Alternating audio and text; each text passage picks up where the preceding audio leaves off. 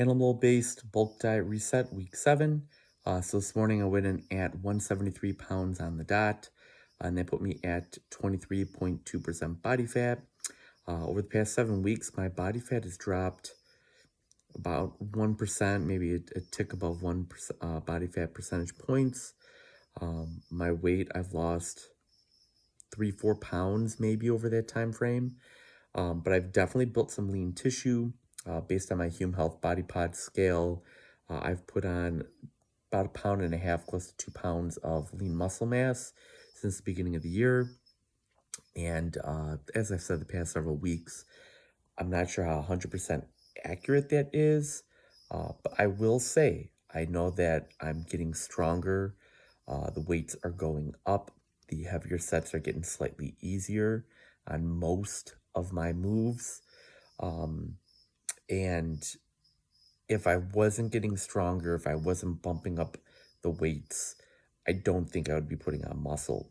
And that's a great way to test yourself. If, let's say, all you've got is just a standard bathroom scale that you weigh yourself daily or weekly, and you're not sure if you're putting on muscle, well, number one is, are you able to increase the weight that you're lifting?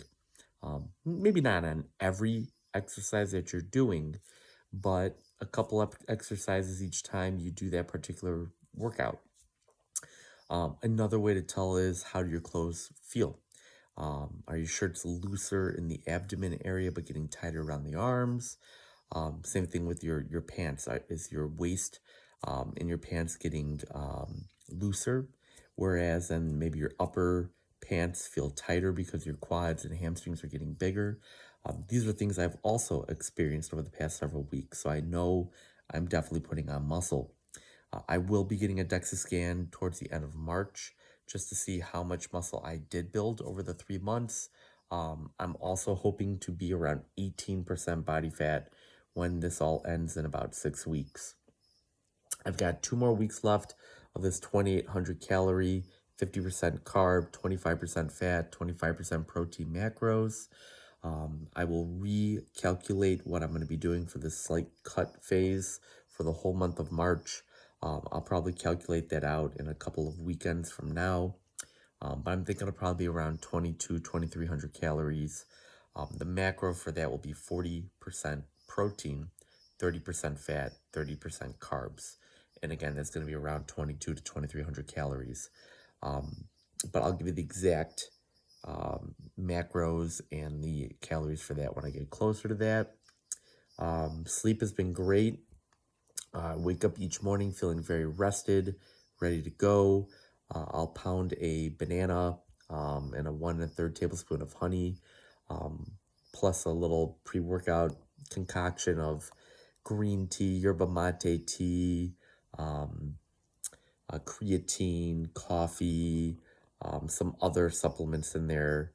They have no caloric density to them. There's no macronutrients to them. Things like beta-alanine, citrulline malate, carnitine, taurine, beta-alanine. And I put a couple scoops of that in this pre-workout.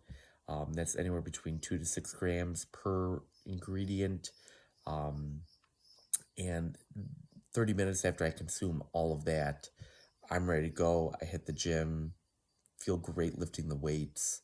And then after, I'll have a protein shake, which is just a whey protein with water. And then 40, 45, 50 minutes after that, I'll have breakfast. And that breakfast macros are just shy of 1,000 calories. 5 hours after that, I have my lunch, which has been 1.5 cups of full fat Greek yogurt. And then I'll do a cup of berries. And then with that, I'll also do either a cup of sliced peaches or a cup of a sliced mango.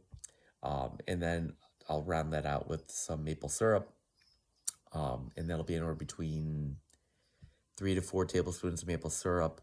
And then 5 hours after that, I'll have my dinner, which is around 850, 900 calories. And then about 3 hours post dinner, sometimes 3.5, I'm hitting the hay, going to bed, because you need to prioritize sleep to get your muscle to build and just to recover. Um, so for those of you that maybe you've got everything dialed in, but your sleep and you're just not seeing results, I'm telling you, you've got to prioritize that sleep. And when you are creating your sleep schedule, you don't want to have two totally different sleep schedules. You don't want a work sleep schedule and then a weekend sleep schedule. And what I mean by that is you generally don't want to deviate by more than a half an hour of going to bed and also waking up. So on a work night, I'm typically in bed by 8 o'clock and I'm up by 4:30 in the morning.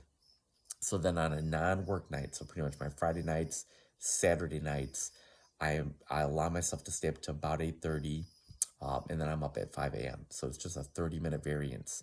I've been doing that for 5 years now, and I've noticed a huge improvement in my sleep. Um, my REM sleep, my deep sleep is way better. I wake up feeling rested. I don't wake up feeling groggy because my body's been used to getting up at that particular time.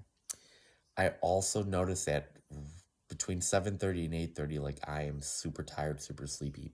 And on the rare instance where I have to stay up later than that because I'm doing something for work. Like last Sunday was Super Bowl Sunday, so I stayed up and watched the Super Bowl at a friend's house. I notice it. Like I am so exhausted when it's past my bedtime. And yeah, sure, I feel like an old man, but um, sleep is so important because when you get bad sleep, you get the food cravings the next day. You don't have the energy to work out. And if you do work out, it's not the greatest workout in the world. And then you just feel tired and exhausted throughout the day. And I noticed for me, for just like Super Bowl Sunday, I got to bed maybe 10:30, and I still got up at 4:30 to get my workout in. But it took me a couple of days before I finally felt, I would say by Wednesday or definitely by Thursday, where I felt more like myself. I had my normal stable energy. So one night of bad sleep can offset you a couple of days. So prioritize that sleep first, and everything else should fall into line. So get that good sleep, and you'll see all your gains. You'll see yourself have more energy, and you'll feel better. So that's all I've got for you guys for this week. Please keep it locked in here on my channel and like and subscribe and continue to follow along with me as I go through this animal-based diet approach, following all of last year, 2024, doing that bodybuilding cut and then the bodybuilding refeed.